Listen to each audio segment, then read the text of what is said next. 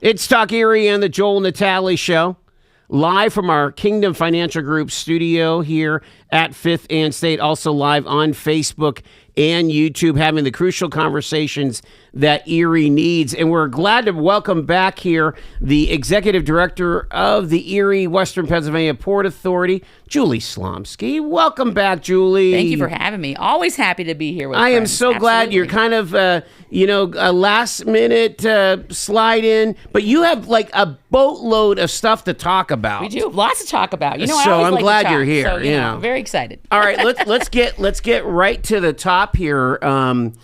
Everybody's like they see the sunshine, like, hey, when's 8th grade Tuesday starting? Yes. Starts in July. Oh yeah, starting in July, and so lucky to have our partner Erie Events to take over all of our events at Liberty Park. So really thrilled about that. I mean, starting off, of course, they'll have the Soul Fest, Pride on the Bay, incorporating all these various different events. We'll have a Save the Youth event, and then of course, going into 8th grade Tuesdays, and then bringing back, of course, the Irvine Foundation and their 9/11 event. There's so many events. Oh my gosh! So that's all stacked up already. It's all stacked up already, and they're going to bring additional concerts as well. So nice. It's again, to have the events experts to bring in their true expertise. We're pretty excited. Now the amphitheater's undergoing a name change, but we can't talk about that. It is. We're so thankful to have Highmark as a longtime partner, and very thankful for that. And they've chose to go in another direction. So our board tomorrow will be approving a new sponsor for the amphitheater. So can't speak about it till it's approved, which will be tomorrow. Hopefully, right at shortly after noon for our board meeting. Send us that release and we'll get it out there. Absolutely. Are there things that are on the horizon for the amphitheater? Again, I mean, it's a pretty significant asset that you guys own at the port, right? I mean, it is, and I know folks complain all the time about our porta potties from that perspective. So we're working on an RCAP right now that was awarded previously for the water and sewer lines. So we'll be working on that by the end of the year to install that. You won't be able to see much besides a little bit of a movement there, and then hoping to go the next step and eventually have. Where do you have to tap in? Like is it like kind of juniors where it ends? Yeah, and kind of on the side. It's a weird setup. Oh, it really. is. It's unique, I should say, because of the setup there. But this could be part of the CRIS as well, and that's a conversation for next steps. But the RACP and CRIS dollars, they kind of collide, if you will. So we have to complete this RACP first, and then be able to take the next steps from there. And been excited to work with Mr. Polito and from the CRIS perspective and start having conversations. So you don't think there'll be like a major disruption with construction? Or would it be done off of season? Or? No. Yeah, and this is simply, like I said, this rack, because there's been a lot of confusion saying, we hear you're doing CRIS work at Liberty Park. Not yet. We got to finish this RACP first, install that water and sewer line, and then go into next steps in conversations and present to the CRIS board down the road once we have that opportunity. But our partner Erie Events is really excited to help us take Liberty Park to the next level. And the assets would probably, you're probably looking at like some kind of backstage, right? Something, yeah. And then also concessions and bathrooms. Concessions and concessions, of course, but the bathrooms are so key. I mean, we're doing our best with the porta potties, but everyone likes to have that real restroom, and that was, of course, an importance. Does your boatyard get filled? I mean, a lot of rentals in there, right? Yeah, it's really jammed right now with a lot of winter boat storage, and we're working on our summer storage to start relocating those boats eventually to other part of our property down the road is what we want to focus on, so that we can utilize that as a true parking lot. A lot of folks like that parking area there. We know as primo parking, and we're so thankful. So you're trying to get more parking out of your space at Sassafras there. Not Sassafras, but Liberty. Yeah, we're hoping to. It's a lot of boat storage at the moment. Eventually, we'll have plans as we're working on different steps throughout our footprint to be able to hopefully relocate our boat storage is a goal. What else do you own anything more west? West, just a little further. Like as you go toward Perry's Landing and all that? Yeah, so Perry's Landing as well is within our footprint, and then they call it the former RCR Yachts lot there. We have some boat storage there right now that's in our footprint as well, and we have the relationship with the Hoffman Hub there, the Liberty Park and Ride. And then of course we have Ravine Drive as we go a little further there, Ravine Park and Ravine Drive as well. That's all year per view. Wow. Yeah, not the whole way over, but that Ravine Park area there. We have a nice little a kayak launch over there by Ferncliff and then Ravine Drive as well. So we're working with the city and from that perspective on Ravine Drive. As you know, they have the Cockwood Bridge project now, and hoping to work on next steps there as well. How large is your crew to maintain it's a all small of this crew. land?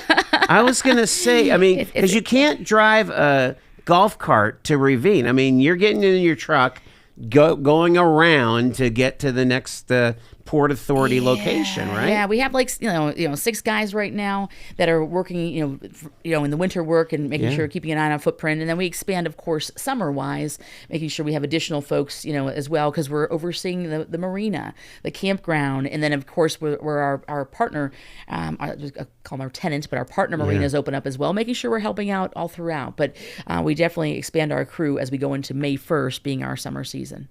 There's a lot of anticipation, especially as the cruise kind of grows. Yes. The Scots will probably build again. Again, they've already got the plans out there. Right. I mean, they're like, and then we're going to finish the Bayfront Parkway, 110 million, whatever. I mean, there's a lot of attention on the port. A lot of attention, and exciting for us too. We have that former McAllister space as well on East Dobbins, right? And figuring out what can fit in there. Those are more like what ifs, right? What if? And again, we're so blessed to have this opportunity with CRIS, to have these dollars coming in, and to have the Bayfront be a priority within the CRIS footprint. We're very excited. You said you spent some time down in DC going. Was that more like policy kinds of conversations? Policy conversations as a whole. Had a chance to meet with our legislators, and very lucky to sit down, with Senator Fetterman, meet Senator McCormick, and have a great conversation with him, and then Congressman Kelly, of course, and really just making sure we're there advocating, for the Great Lakes as a whole. And I'll get into that in a second, but also why I was there talking to them about Erie Coke and the former Erie Coke site. Lucky to have that partner we have in the Erie County Redevelopment Authority, but as we all know, it's going to take some additional dollars to be able to begin that cleanup process, and we're thankful for PennDOT to invest in us to begin that process. DEP's investing their millions of dollars and their testing, but again, we know it's a very long road. Tina Mengine reminds me every day it's a long road, right. and we want to really secure those federal dollars from our delegation. How does it not become, again, the negative person would say it's just going to be a money pit?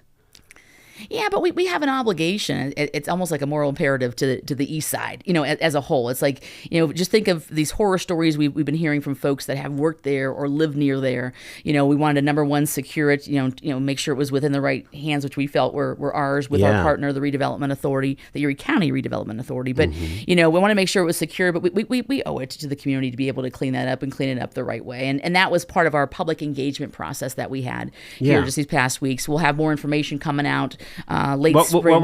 Were there some big anecdotes that came out? Mixed use. A lot of folks want to have mixed use. They're like, could we, would there be a park? Not too sure about that, but could there be some type of maybe light industrial? Could there be some type of true recreation? Could there be another marina to bring in these large boating, fishing tournaments and these large boating regattas? But a lot of folks just saying we want to see some true mixed use, so it's not all one, subject matter is how it was phrased to us.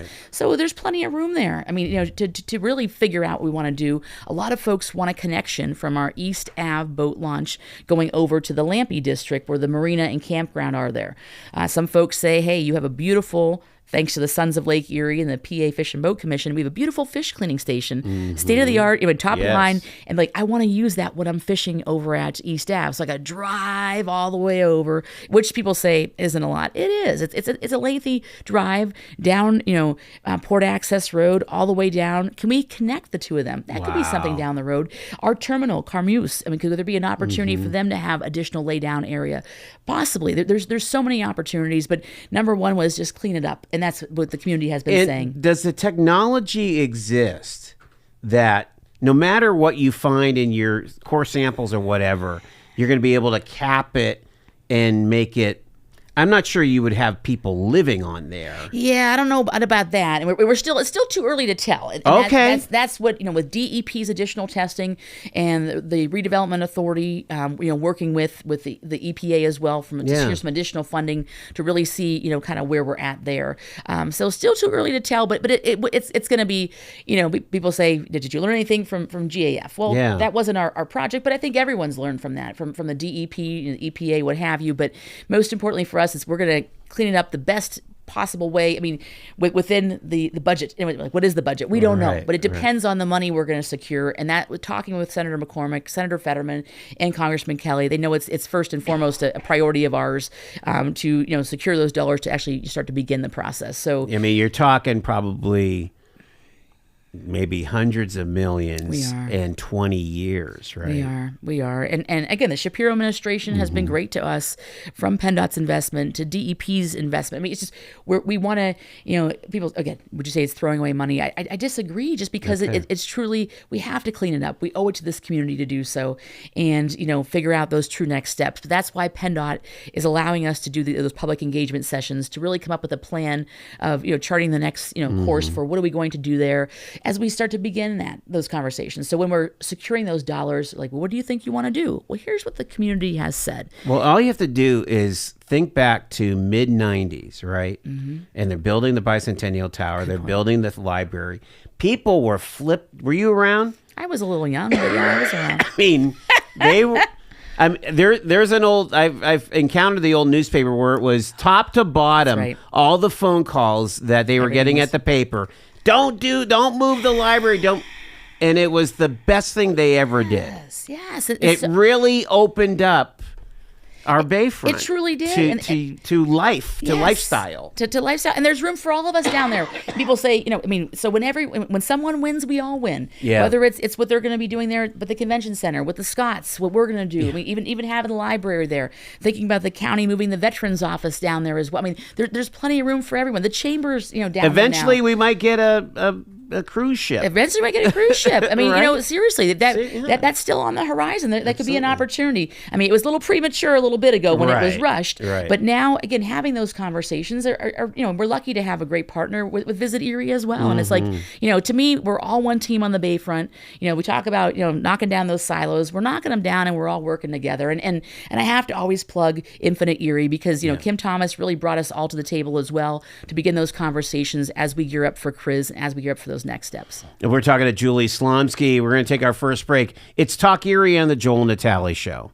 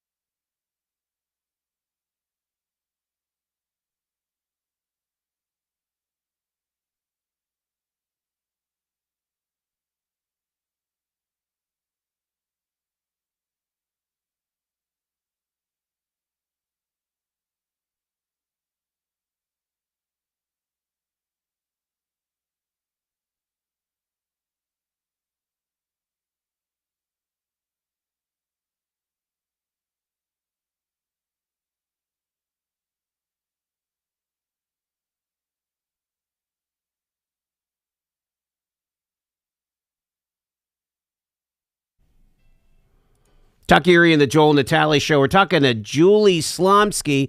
She's the executive director of the Erie-Western Pennsylvania Port Authority here. And Julie, we've been talking a lot about, what's going on with, with the Erie Coke. Yes. That's obviously a huge project. Let's talk. You mentioned McAllister, and right now, like the PennDOT work on the Bayfront Parkway, it's a lot to navigate, it's right? A lot, yeah. How's the port gonna? Can you get two places like going around and stuff? Yeah, right now? yeah, we can. I mean, we're thankful. I mean, I think PennDOT's doing a heck of a job with their contractors to make sure everyone's able to safely get from point A to point B. We have that West Front Street extension now, part of the detour, as they say. So as you are heading into like lower SAS, as they say, heading into the convention center, and you go right around that little kind of bend back there as you're going by Presque Isle Yacht Club and Lakeshore Towing and Wolverine Park. We worked with them from that perspective to be able to maneuver around with State Street being closed. So I like it. I take and you it. could still no problem getting to the Sheridan, right? Oh yeah, absolutely. People use that all the time. And then getting to the Hampton on the other side. So whether they come down Holland, and take the turn, or if they're coming, again, like they're turning into the convention center, and then again taking that detour sign, that fast right to be able to take West Front Street extension. And we see folks are using it. I mean, and I know it takes a couple extra minutes, but people like it. Once you get to State, you can just slide. You don't have to look up. It's shut down. You just slide right over and go. Do they know when they're going to restart it all? Are they saying in terms of that, the State Street, I know they're still working there from that perspective. At a couple, obviously, delays weather-wise and what have you. So hopefully they'll be wrapping that up pretty quickly. But I think whether it's the Sheridan or heading to the Hampton, folks seem to be just getting there just fine. Terrific. I wanted to ask you, how do you think the port's going to approach kind of the redevelopment of the actual Dobbins Landing? What would you call? What do you call that? East Dobbins on Dobbins, that side, right? With McAllister, right? Yeah, I mean, we're going to start off, here this summer. Our board just approved. PennDOT was very kind to allow us, with our multimodal, funding that we receive, to rebuild the dock there. So it's the East Dobbins South Dock Wall. So it'd be facing. People say facing, Oliver's, if you will. So facing the city. The city itself. Yeah. Okay. People always just say, which one is it now? It's the one. There's some older docks there we need to replace, and we will do that as step 2. But for right now, it's replacing that old, seawall, dock wall, whatever people want to say from that perspective. So we're going to work on that this summer. That project was just approved. And then again, step 2, we'll have a nice little sidewalk that would go around, and we'll work on some lighting and some fencing, so it's more welcoming down there. But then figuring out, again, step 3 for us would be tied to the docks, and also then what will we build down, how will we utilize that space? And there's a lot of rumors there. We're not sure quite yet, but it's something we want to really think out, and again, have the conversations. Could there be CRIS dollars? What type of opportunity is there? But that's what we want to really look into from that perspective, to see what can be our true next steps. But we're not in a rush. For us right now, it's again, fix the seawall / dock wall, whatever folks want to call it, repair that, get that where it needs to be, and then slowly start to move one step after another there. I would imagine that there's a tension when you're trying to manage something like this, whereas you want to have proper governors to make sure that we have some kind of flow that makes sense from Sassafras to Holland. Because you think about it, that's your crown jewel right there, isn't it? It is. Yeah. And so you want complementary uses. Mm-hmm. So if they're going to do a marketplace at SAS, what would be helpful at McAllister, and as you go into the east side with kind of the public works things, and then you're going into like the industrial commercial use, right? Right. How do you figure all that out, or do we have studies that have helped us, or what do you do? I think it's a combination of there's always that comment of we have so many studies and projects and binders on shelves. I mean, sure, that may have been back in the day, but one thing again, it's working together. So whether it's with the Convention Center Authority and what Gus is attempting to do there at the Market House, we're so excited about that because again, they win, we win, we all win. Same thing talking to the Scots and their plans. It's like, okay, how do we complement that and not compete with that? And that's what we're working on doing. But that's where again we're lucky to have someone like Infinite Erie and Kim Thomas to say, let's get everybody on the same page.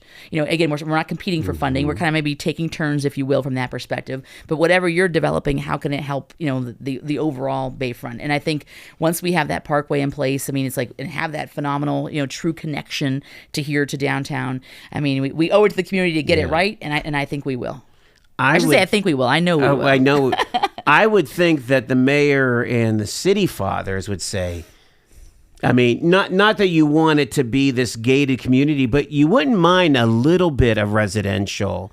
I mean, because let's face it, a condo with a bayfront view. Can you imagine? That could be something. That's probably $750 minimum. Oof. Don't you think? I would think so. I really would. And I know that was part of Harbor Place and the intentions, and we don't want to step on those toes. But it's like I think it could be a great opportunity. And again, we have active communication and conversations with the Schember administration. For our board, 9 members are appointed by Mayor Schember and 1 by Governor Shapiro, 1 by Secretary Carroll. So it's always keeping those communication lines open and how can we work together. But I know the priority on the Bayfront right now, again, the Parkway itself. We get the Market House coming, the Scots project for us, and seawalls, dock walls aren't sexy, but they are part of making sure that everything is secure from that perspective, and figuring out those next steps. But it's like, how do we work together? Yeah, you guys are tasked with the the real infrastructure sludge part of it. But boy, I tell you what, I mean, because and we'll talk about this after the break, but there's so many options on the commercial side here. I mean, we have an underutilized port, and it sounds like your board is saying, come on, Julie, you have the agency to go. Yes, absolutely. And that's where, again, we're so lucky, as we'll talk a little further, but getting back to that port infrastructure development money. Yes. Am I talking too soon here?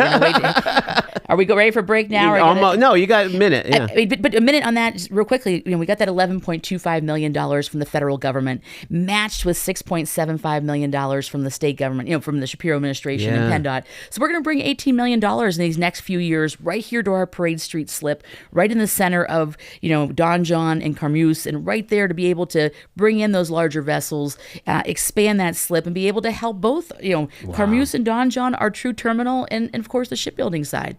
So it's like it's a win-win all around, and we're able to invest that money right here. So again, not big and sexy because we're not going to see it from the tourist perspective, but it's so key to the center of what we're doing from the port perspective. Do you get any sense that in talking to freight movers and logistics people that there's some demand out there? There could be. There really is. And we have hopefully some additional projects coming our way soon. And part of, again, my discussions in D.C. last week as well, saying we're ready. I mean, we will be ready. We're getting there. We're putting the steps in place to be ready, and we want that freight. We reflect back to the pictures of the VW bugs coming off of ships at the Erie Harbor. Back with Julie Slomski after the break.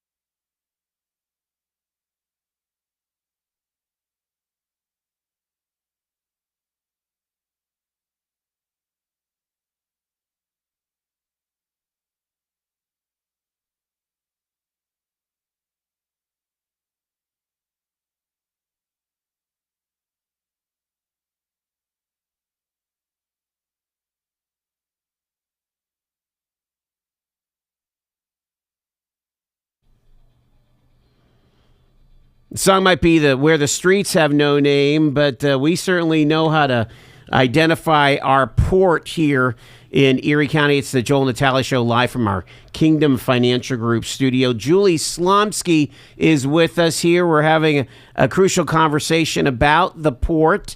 And Julie, thank you so again for being here. Let's jump to commercial. We've been talking about Carmoose and again a bunch of the commercial functions of the port. And again, to the uninitiated, primarily right now we're transporting aggregates and we're building and repairing ships. Is that accurate? Yes, 100% accurate, yes. Okay. I mean, the Great Lakes is known for more aggregate, shipping, and not the big and sexy, but we hope to, maybe one day. We don't really do any coal like Conneaut might or something. Okay, No. But I mean, again, we're looking to see what opportunities are out there to have Carmoose, Erie Sand and Gravel, whatever folks want to call it. I always say different ways of saying things because, we say things many ways here. Yes. But, they run our terminal and they're ready to, again, move freight, see what opportunities we have. With Don John Shipbuilding, we're so lucky to have them, and one of the largest dry docks on the Great Lakes. It was an investment from the state. Again, thankful to have that. And as we see, they've been very busy this winter, and we're very lucky, and for that opportunity. So it's like, how can we help them, the true core port operations? So again, we secured those dollars, that PIDP Port Infrastructure Development money. Yes, we've asked, is it on hold? No, it's a very long process, and we're just starting that process, and working with MARAD, which is the DOT's maritime arm. So we're working with them and beginning that. This is all from the federal level. Federal level, okay. Yeah. Federal level, working with them. Had conversations when I was in D.C. last week about it, working with the MARAD team and the Secretary's office, Secretary Duffy's office. And it's like, how do we find a way, again, to keep the process moving, but still go through every step of the way. So, the Trump administration has removed some of the various different restrictions that may have been there on this PIDP, this NEPA process, the environmental side of it. So we maybe had to focus before on environmental justice or on true climate control. We don't have to focus on that now. So there's been some changes they've made to help streamline the process, and we're just going through every step of the way and, having these monthly calls, working through the process. So in a few years, we'll see an expansion of that Parade Street slip. It's going to take a while, but again, we're thankful for this opportunity. So we've kicked around the kind of the term multimodal. Just again, I'm uninitiated here. Literally, what they're doing with the aggregate is they're dumping it onto rail cars, and it's shipping out. Or do we have much of a rail terminal at the port? Not at the moment. We want. So how does it work? They get on trucks. Trucks, yeah. Okay. The trucks are coming in and out. Some days. You can see them really moving, and that's where folks say it's slowing down the parkway. Well, again, those are it's still keeping the operational port, and it's been a great, even with the parkway construction, everyone's been working in harmony together, so that's working there. But we have our rail lines. There could be an opportunity down the road as well. We wanted to keep that rail line open to Erie Coke in the event that and not remove the track. In the event we have to use that to remove various parts of the buildings that are still left. So, but yeah, right now we have the vessels coming in. We have trucks, carting out obviously the aggregate and moving it from that perspective. But we're open to anything, and that's the opportunity. Where would that opportunity come from? Would it come from Conrail or one of the rail carriers to say, hey, we want to start picking stuff up? Or would it be from a customer who says, Can you give me so many rail cars of stone or whatever? Combination, truly. Is that how that works? And if there is ever an opportunity, we hope with Wabtec down the road to move locomotives and ship them out of the port. We're excited about that. And it's like, again, how can we find a way to work together? We're working on different parts of our property where we had some wetlands and how we can mitigate those to be able to use that for laydown space and provide that additional space for our terminal. So or could we move, like I was talking about, moving our boat storage, moving that to back a house. Yeah. We still have plenty of space we can use, but majority is wetlands, and we're trying to, again, work through that as well. So making sure that we are, doing our duty from the environmental perspective, but also to helping out our terminal and providing that additional space. So it's a lot of moving parts that are still slow moving as we know how that works, but again, dotting I's and crossing T's. Well, last year you moved a lot of the parts to the windmills. Yes, and so yes. that was kind of a cool use of the port. Cool use of the port, and hoping those are coming back shortly as well. I can't speak too much for Carmeuse, but and again, it was a great opportunity. Folks were really, wow, look at those moving. I mean, it's kind of a cool opportunity there to again move some real freight out of the port. There's a kind of like a sweet spot of commercial use and not residential, but the recreational use. You're really trying to navigate that with Port of Erie, right? We are, and it's a fine line almost to walk, because they can work together. Sure. I mean, you think about it, most of our recreation is towards the west side, but again, we do have the Lampe district with the Lampe Marina, with the Lampe campground. Lampe Marina going through that major facelift right now. Thankful for those PennDOT dollars to be able to do that, invest those millions into our marina, where everyone's like, wow, I'm going to have electricity at my slip now. Yes, you will, and a brand new dock. So that will, and those slips, they get rented real quick. They do get rented quick. We still have a few smaller boats open on porterie.org if you want to. There's a way to fill out the form. But yeah, they get rented pretty quickly. And again, to have the whole brand new docks there, we're excited. It's good to go. The project is moving very, very swiftly. Weather-wise has not been a factor. Thankfully, they worked majority during the storms and everything. But ready to open up there May 1st. But again, that's more the east side there. We have Lampe Marina, Lampe Campground went through its expansion. Again, and, tell us about the popularity of the campground. It is so popular, truly. We talk about the eclipse. We had a lot of folks that said, "Hey, I travel and follow the eclipse. I've never been to your campground." Now they're coming. They're coming back this year. They want to keep booking. We love it because it's a great community that we're working with. A lot of folks been coming for like generations. Really, I came with my grandparents or my parents, and folks coming from all over the U.S. But the eclipse really helped us and get a whole new, I guess, campground family, if you will, that's been growing and growing from that perspective. And it is unique because it's downtown. So like, wait, the what? accessibility of the campground is very close to where everything else is. It is right there on the channel. You're not out in past 90 or right, whatever. right. And people love it too. They're like, I literally have my tent or my RV, right there by the channel. Yes. I mean, when we expanded, we had that grassy area, but it became so popular for folks wanting to camp there. Yeah. Those are our most popular spots now, like right on the end there by South Pier, on that end where you're right at the channel where it's like you can just sit, relax, and enjoy it. And the anglers can still fish, and our campers can still camp, and it's a win-win all around. Yeah, and is that where you have the brand new fish cleaning station? Okay. And it's a public fish cleaning station. So do I have to stay at the campground or belong to the marina? No, anyone can use it.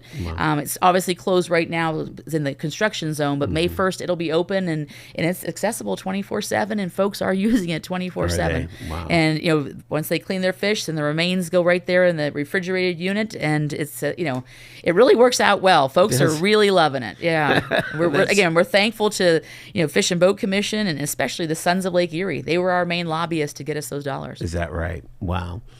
All right. So, as we enter the summer, you've got this strategic relationship with Erie Events as far as programming Liberty Park. You're about to announce who the new amphitheater sponsor will be. And then again, it's kind of game on during the summer for the port, isn't it? Right? It really is. Start May 1st, we're just going. And again, to have that partner with Erie Events to be able to help us with all of our events while we're maintaining the campground, the marinas. I mean, and we're busy from that perspective. It's a great team atmosphere, if you will. Grab the headsets here. We'll grab a phone call. Hi, you're live with Julie Slomski here from the port here on Talk Erie. Very good conversation. I just have, I hope, a simple question regarding the old McAllister's site. Just curious is why that can't be used, at least until you figure out what you're going to do with it for parking right now, because it is so congested down there. It'd be really great to maybe use that until we figure it out. Anyways, I'll hang up and listen for your answer. Thank you. Yeah, I mean, even if you charged $5, it's a great question, and I gotta be careful on my charging, Joel. I have that that thing about me. People think I want to charge for right, you want to I gotta be careful there. Oh my God! but I mean, I thank the gentleman for calling. It's a great question for us this summer, though. It's going to be that construction zone. Okay. With working on that seawall, dock wall, from that perspective. So it's going to be a live construction zone this summer. We're going to see how we can work something out. Could there be an opportunity? We've been asked maybe to activate that space, maybe bring in a few food trucks as well. Okay. So we're we're still working on that, but we got to really time it right, as it's going to be a live construction zone for a nice chunk of the summer. What are you hearing about like tall ships, and how do we do tall ships in a construction zone? Yeah, we're waiting for some updates on that. We're excited Okay. to, obviously work with the Tall Ships Erie, a team and be able to assist in any way, shape, or form. But I think, again, we've been maneuvering, State Street will be open by then, of course, and been maneuvering pretty well, but everybody working together. Yeah, that's, again, you guys are the landowners and you're the utility people. And so it's like, navigating all of that is navigating wild. it, but again, working with our great partner. I mean, to me, it's all one team finding a way to work together. We have our different, areas of expertise per se, but it's like, okay, let's find a way to make it work, and I think we're working pretty good together. If we were looking at it over the next 5 years or so, I mean, we'll really start getting some clarity on some of these things, right? I mean, the Scots could have another hotel up absolutely easily in the next 5 years. Easily. I mean, you get the Market House coming from the Convention Center Authority, Scots with their a hotel or whatever else their next steps are, and then again to see what we can do McAllister and what we again, every step of the way for us is like there's a lot of activity, and again, CRIS will be a crucial part to all that. Explain how. I mean, basically, are they thinking about the entire port being in the CRIS zone, or not the entire port, but I mean, obviously parts from the perspective of the Convention Center Authority, their piece, Scott's piece, part of ours, a nice chunk of the bayfront though. So we were thankful for that opportunity. Yeah. Again, to continue with the investment from the feds and the state, to the parkway. It's like, what is the true next step there? So very thankful when that map was created to make sure that we had a piece of it as well. Talk a little bit about tourism stuff. Did I hear that we might be getting the water taxi back, or? Yeah. Okay. Yeah, we're actually gonna have a great discussion tomorrow with our board and our facilities meeting at 11 a.m. to really start talking through a proposal that we had received to see if there is an opportunity. We feel there is a great opportunity. We're hoping our board will approve that at the end of this month to bring that water taxi back come Memorial Day weekend. And again, you've got the Victorian Princess activated. You've got the Letty scallywags. I mean, we're going to have a lot of activity, and it's just been that way, working with Matt Green and Presque Isle as well to connect from Dobbins Landing to Presque Isle and provide that opportunity there. Hopefully, less cars on Presque Isle as well to help with that. Oh, that would be helpful, wouldn't it? To help them. Can you there. imagine taking your bike on the water taxi? You go. Yeah.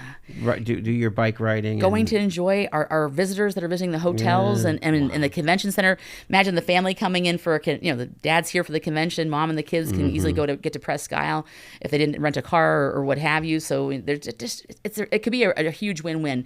The challenge has been finding a captain, and that's been the challenge, is just to find a captain to be able to do this. There's so many hours that they have to have under their belt, right? Yeah, and again, we're hoping to work with this organization that we had found and going to hopefully have a nice discussion with them tomorrow. So it's our facilities meeting at 11, and then our study session, which we do vote from time to time, and the board will be voting tomorrow on that sponsorship for the amphitheater. So a lot of excitement to come, and still working on step by step there, but we hoped by the end of the month to be able to talk more about having a true partner with the water taxi, because it's crucial, and we've heard a lot about it, and it wasn't no disrespect to anyone prior with the port perspective. Tried our darndest to be able to bring a captain in, and we think we found him. And boaters, obviously the Coast Guard's there to help make sure that you're on the fishing boat is there, and also if you get stuck, Lakeshore Towing's around. I mean, there's a lot of services available on the bay, right? Yeah. I mean, and like you mentioned, Lakeshore Towing, we're so lucky to have them. Yeah. First and foremost, to make sure, again, everyone is safe. Accidents happen. Things. Oh, I forgot to do this or that. I mean, or I forgot to fill up my tank. Yeah. Right. Unfortunately, that or I happens, have a leak. Can you imagine? I mean, situations like that occur, and Eric and Teresa Guerin and their team, they're ready to help out. We are so lucky. Again, it really is a true team effort, from the Bayfront perspective, and it just keeps growing. So even though it's March and it was just snowing a couple weeks ago, Your list, Julie Slomski, is pretty long. It's pretty long. Yeah. And again, we have a small team, but very thankful for our team to be able to just step by step work on it. And again, with our partners and neighbors. I mean, that's why we had to partner with the Redevelopment Authority, and Tina Mengine and her team for Erie Coke, and Gus Pine and his team for, Liberty Park. And it's like, how do we find ways to partner? And that's the key. I think one of the things that we should celebrate too is that there's been a renewed focus on accessibility, and so shouldn't matter whether you live, a block away from the yacht club.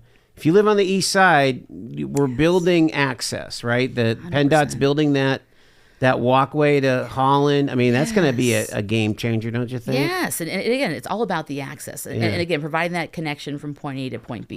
And that's where, again, we're hoping the water taxi can help there as well. And it's like every bit of it. But it's just, things take time. And I know folks have been frustrated it should happen like this. We wish it did. But again, we're working through making sure we're doing it the right way. Yeah, right? There should not be another generation that you hear about these kids that I've never been to the beach before. What are you talking about? Say, it happens so much. And it's like, no, we want to, again, provide that true opportunity. Beautiful. Julie Slomski, appreciate you taking the time. Thank you. From the Erie Port Authority here. It's Talk Erie and the Joel Natale Show.